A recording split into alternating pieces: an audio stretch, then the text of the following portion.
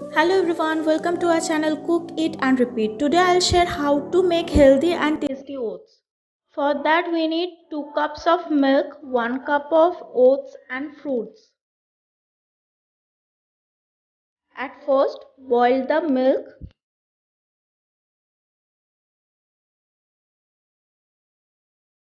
Then add oats.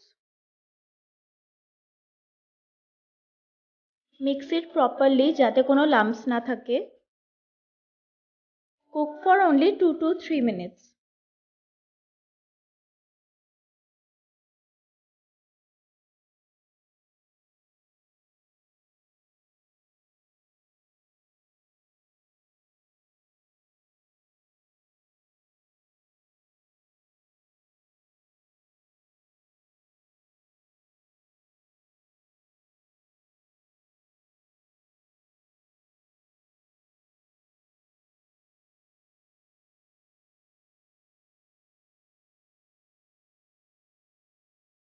Healthy and tasty oats recipe is ready.